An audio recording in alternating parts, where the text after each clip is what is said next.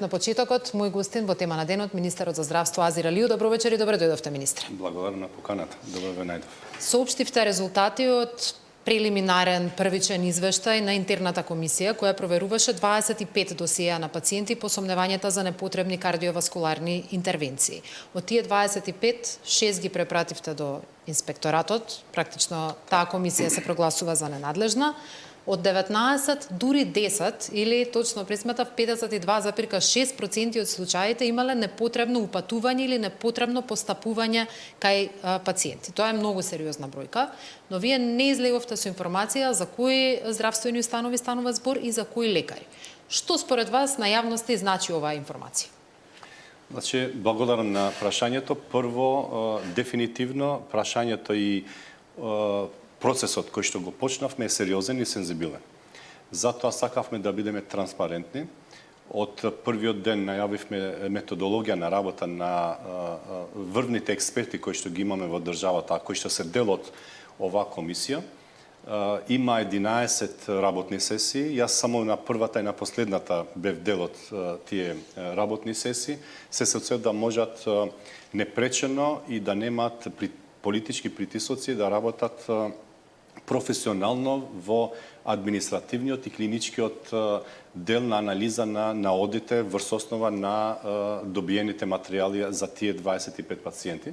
Како што рековте, за делот од фолдерите се ненадлежни, заради административни пропусти тие се дел од инспекторатот. Од 19 дефинитивно се сложувам со вас дека 10 бројката е преголема за да може да да бидеме спокојни, не можеме да бидеме, затоа во оваа фаза сакаме да креираме систем и тој наод сакавме прво да ги известиме граѓаните, да бидат спокојни дека процесот дефинитивно е сетиран на професионална база и ќе креираме после тоа уште еднаш велам систем кој што дефинитивно ќе излеземе со пакет реформи во здравството, административни, дисциплински, законски. Знаете дека 12 закони веќе се отворени и ќе црпат измени. Така да овој првичен наод е чисто да се информира јавноста дека стручната комисија има два дела. Првиот дел на стручната комисија веќе е завршен, вториот дел од стручната комисија нашата национална ќе биде теренска, ќе одат по институции и таму исто така ќе анализират неколку фолдери поврзани со кардиолошки и кардиохируршки испитувања и здравствени процеси, за да можеме и другиот дел, административниот и институционалниот, да го провериме. И на крај, заедно со странската стручна експертиза, кои што се врвни тројца експерти, ќе излеза со крајен резултат, кој што крајен резултат и крајен наод ќе биде јавно достапен на веб страната на Министерството, но исто така ќе биде патока за нас како Министерство за да креираме систем кој што веќе ќе биде на стабилни нозе, нема да зависи од институциите или од политиката, туку ќе имат јасно дефинирани здравствени патеки и протоколи, сите институции, исто така граѓаните да бидат спокојни дека секој процес кој што се отвара, се знае по кој протокол треба да се затвори и исто така сакаме тука да воведеме национална база, дигитализација на процесите, за да може секој наш граѓанин да може да ги следи сите процеси поврзани со здравјето и со здравствените услуги во кои што ги добива. Ќе ви оставам простор на сите практично овие потточки кои ги набројавте, но два пати го споменувате зборот спокојни, да бидат граѓаните, комисијата работи, ќе се дојде до нешто. Ива како јас гледам на тоа што го презентиравте. Вие практично на јавноста и дадовте информација дека повеќе од секој втор проверен случај или секој втор кој што легнал во операциона сала заради кардиолошка, кардиохируршка или васкуларна интервенција, не требало да биде таму. Има пациенти кои во моментов чекаат или се упатувани или секој момент треба да бидат подложени на некаква интервенција. Како да бидат тие спокојни кога не знаат ниту кои доктори, ниту во кои болници нивното здравје може да биде загрозено. Вие им кажавте дека може да им биде, им потврдивте. До сега беа сомнежи, сега знаеме дека секој вторен е потребно опериран. Како да биде спокоен еден пациент? Еве, ќе бидат спокојни бидејќи веќе гледат дека Министерството за здравство транспарентно работи и веќе институциите и здравствените работници два пати ќе размислат по кој протокол и како ќе работат со сите пациенти, не само со оваа група на пациенти. Така да таа транспарентност, тој пристап, експертски пристап, ни кажува дека дефинитивно ни треба систем во државата кој што ќе биде робусен од страна од различни влијанија, дали тие се политички, професионални, економски или други процеси. Затоа јас ви гарантирам дека секој граѓанин денеска, кога има јасна слика што се случува со нашиот здравствен систем, тој веќе е поспокоен заради една работа. Знае дека ние се соочуваме со еден проблем, дефиниран проблем, и тој проблем веќе се решава. Кога вие знаете дека имате проблем и некој го решава тој проблем, веќе сте поспокојни и знаете дека ќе има подобри денови, подобра здравствена услуга за сите граѓани. Практично ги опоменавте јавно да внимаваат. Така, и ќе внимаваат. Веќе се знае дека кај нас дефинитивно ќе има одговорност заради сензибилноста на и не сакаме да правиме драми во јавноста со овој случај, сакаме навистина да креираме систем. Затоа сме многу предпазливи. Јас дефинирав методологија на работа базирана на докази и на институционален процес, затоа нема да дозволам од овој случај да направиме сензација на ниво на државата, бидејќи не е ни момент за сензација, не е ни ресорот да може да излеземе во јавноста без два пати да ги анализираме, да ги чекираме сите податоци. Затоа исто така инсистирав на дворешните експерти да немаат никаква врска со нашата држава. Че ни директна, ни индиректна. Едноставно, веќе знаете, кај нас многу често доаѓаат експерти од надвор, работат заедно со нашите експерти на различни клинички зафати. Кои се едноставно, едно од барањата ми беше тие експерти кои што ќе бидат дел од овој процес, воопшто да не биле во Македонија работно. Заради таа комуникација, емпатија што може би ја имала ако биле дел од тој систем. Утврдена ли е точната листа на тие тројца странски експерти? Да, само што без да ги потпишеме, се уште не е потпишан договор со нив, нема да излеземе со нивна биографија. Во моментот кога ќе бидат административните процеси завршени, тие се врвни експерти, ние ќе излеземе во јавноста и со имињата и со нивните биографии. Кога очекувате тој процес да се да може граѓаните уште една информација да им биде дополнителна, да бидат поспокојни. И на крај, после завршувањето на целиот процес, уште еднаш напоменувам дека тој документ, освен што ќе биде јавно достапен, ќе биде и патоказ за нашето министерство и се надевам дека после тоа веќе ќе имаме систем кој што нема да зависи ни од министерот, ни од здравствените работници, туку ќе има јасно дефинирани протоколи здравствена патека. Кога очекувате да бидат ангажирани со договори? Тоа трпеша заради локалните избори, но кога очекувате да се заврши, колку време би им требало? Зависи од администрацијата. Знаете, тие се административни процеси, нашите вработени колеги во Министерството го водат тој процес. Тие се процеси во кои што не се ни лесни заради пристапот до податоци. Знаете, целиот фолдер нема само документи, туку има и CD внатре за клиничко испитување и сите тие протоколи на дефинирање на документ кој што ќе биде правно издржан бара време, бидејќи сепак тие не се наши граѓани и вие мора да отворите фолдер за некој наш граѓанин пациент, за да може он да има увид и да ги анализира административните и клиничките процеси. Затоа сме многу предпазливи, бевме така од првиот ден и ќе продолжиме, бидејќи целта уште еднаш не е да излеземе во јавноста со нецелосни информации или недоволно проверени информации. Целосно кога ќе ги провериме информациите и ќе бидеме сигурни, фактички комисијата ќе биде сигурна, тогаш ќе излеземе во јавноста. Впрочем, вие и видовте, првата пресконференција за драфт наодот беше заедно со стручната комисија. Јас само во ведниот дел го дадов на таа пресконференција. Стручниот дел дефинитивно е дел од стручните експерти кои што се дел од таа работна група и така и ќе биде до крај.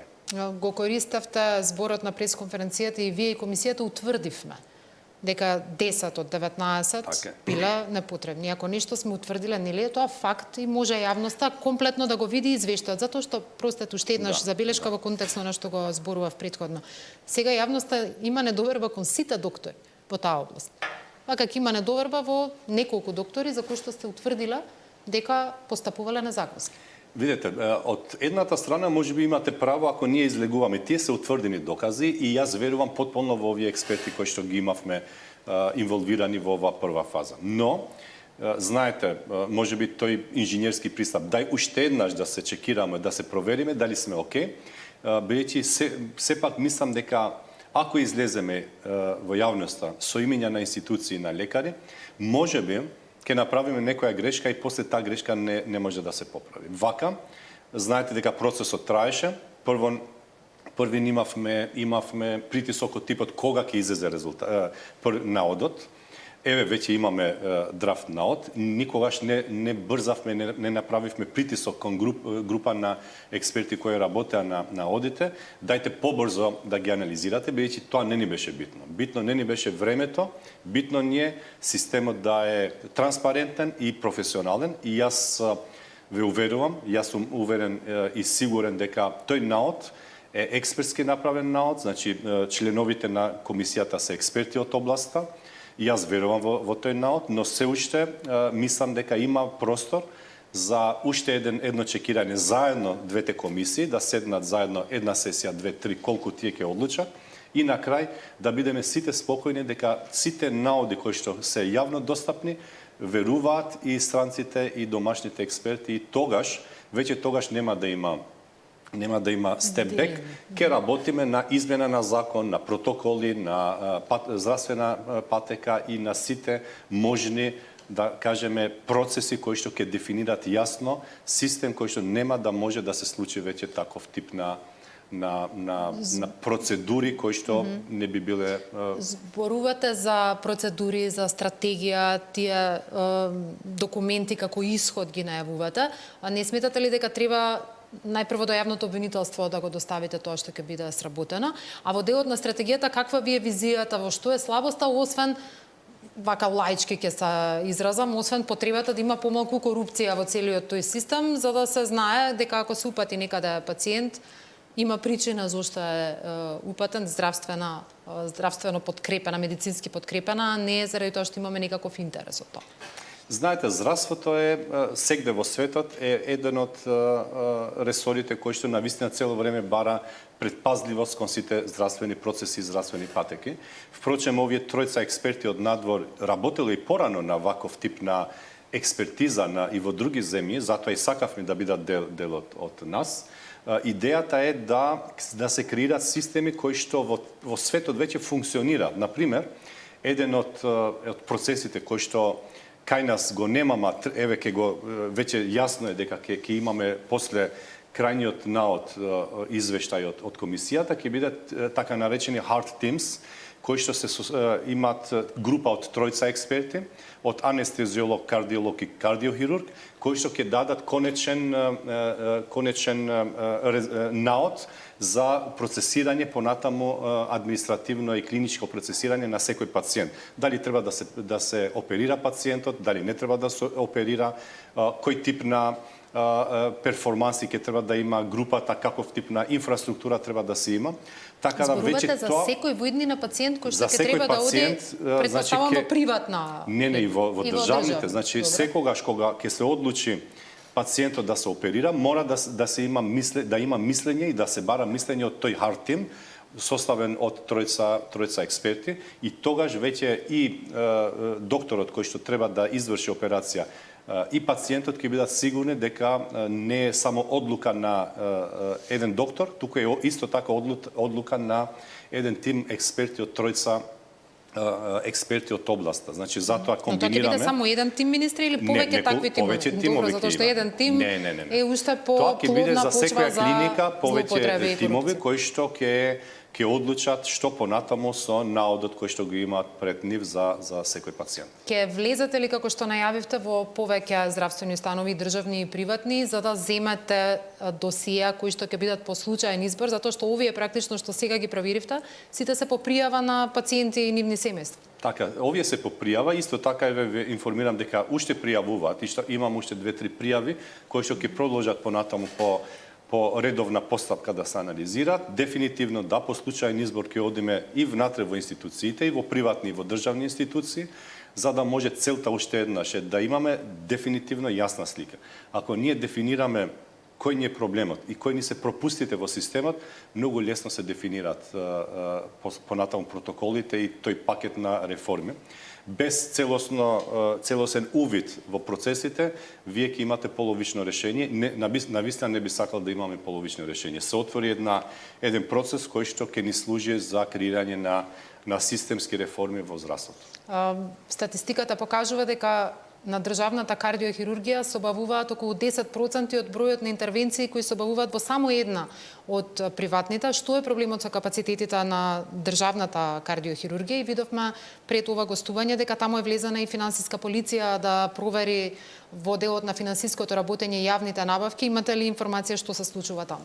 Значи, тие информации не би сакале да ги споделиме со јавноста, се уште се отворени процеси кои што надлежните органи ќе треба да излезат со крај резултат.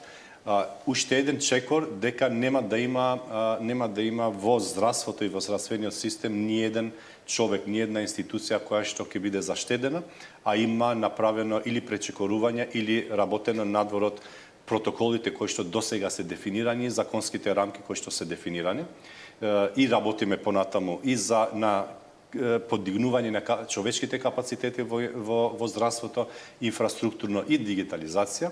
И ние веруваме дека со овој пристап за брзо време ние ќе имаме здравствен систем кој што ќе биде различен од овој што го гледаме сега, бидејќи во здравството лесно е да се направат реформи, ако се сака реформа да се направи, се протоколи кои што се строго дефинирани во цел свет. Наша работа е да ги дефинираме кај ни се пропустите во системот, да ги имплементираме тие протоколи кои што се дел од ЕУ и во светски рамки, и на крајот верувајте дека ќе имаме систем во кој што ќе функционира како што функционира во светот. Тука исто така напоменувам и тој едукативен дел кој што навистина фали кај нас во здравствениот систем. Затоа паралелно работиме и со коморите, и во Министерството да правиме реформа внатре нов сектор кој што ќе се бави само со едукација и доживотно учење на здравствените работници. Имајќи во предвид дека со промена на популацијата, на демографија и на пациентот ќе мора да се промени и здравствениот систем со нови методологии, нов пристап кон решавање на здравствените проблеми, и затоа треба едукација, континуирана едукација, и таа да биде строго дефинирана исто така според принципите, инфраструктурата и демографијата на секоја земја. И тука исто така работиме интензивно за да може заедно да направиме здравствен систем кој што од сите страни ќе биде креиран според нашите потреби. Исто така прв пат јавно велам дека при крај сме со специализациите, значи ќе бидат променети цел курикулум да работиме заедно со факултетите за да може да имаме здравствени работници кои што навистина ќе специализират и ќе имат субспециализација врз основа на барањата и потребите на граѓаните и на нашите здравствени институции, а не врз основа на желби и друг тип на барање. Добро, министре, ќе следиме како ќе биде разврската на овој случај поврзан со кардиоваскуларните интервенции. Пред ден-два најавивте дека пред крај се практично разговорите помеѓу ВЛЕН и ВМРО ДПМН, предпоставувам и знам, околу распределбата на ресори со реконструкцијата на владата. Останувате ли вие со сигурност министер за здравство и по најавениот договор, и до каде се преговорите? Знаете, преговорите се водат во владиниот состав од 3 коалиции, значи знам како политичка партија ВЛЕН и ВМРО со коалицијата, така да тоа е дел од процесите кои што ги води премиерот како председател на влада и парламентарното мнозинство, и тоа не треба да се поврзува со нашата секојдневна работа. Јас и како личност верувам дека нам не дефинираат функциите, туку работите и резултатите кои ги оставаме кога сме дел од таа функција.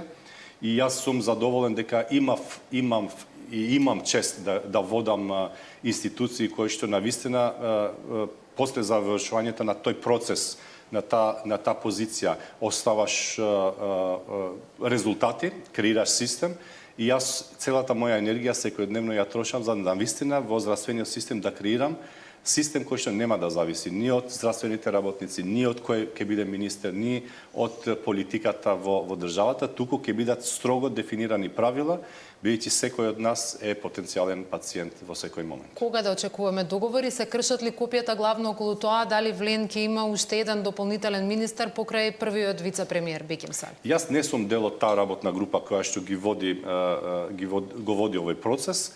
Бидејќи во овој период имаме и неколку делегации, неколку процеси, еве имаме 12 закони кои што ги работиме во Министерството. Верувајте дека јас од 7:30 до 7-8 навечер сум во Министерството за да може да ги имаме овие резултати. И тој дел мене, уште еднаш велам, не ме дефинира ни една функција, ме дефинира тоа што ќе оставам зад себе во секоја институција, не само во здравството и во моите претходни позиции што сум ги имал, така да ценам дека брзо ќе имаме резултат од преговорите кои што се водат, ама тоа не е дел од мене, бидејќи не сум дел од таа група, од преговарачкиот тим. Да. Да, и за крај вчера имаше најава од Зиедин Села за напуштање на коалицијата со ДУИ. Има ли волја во Влен за разговори со него и проширување на сопствениот фронт? Видете, нашиот пристап во Влен од првиот момент беше дефиниран дека ние не треба да се водиме од символика во политиката, туку од резултати и транспарентност. Секој човек кој што може да придонесе кон работа, кон транспарентност и кон подобрување на здравствениот систем, на политичкиот систем, на секојдневниот живот на граѓаните е добродојден. И во нашите министерства, но исто така и во групата на Влен, но секако приоритет ни се процесите и работата, не ни се приоритет символите. За жал, знаеме дека претходните влади приоритет им беше символиката и помалце работата. Нашиот пристап е тотално различен, веќе се гледа од резултатите кои што ги има оваа влада и ценам дека сме отворени за секого кој што мисли дека би бил вредност плюс во таков тип на структура на луѓе кои што водат процеси во државата. Азир Алију, министер за здравство, благодарам за гостувањето во тема на денот. Благодарам за времето.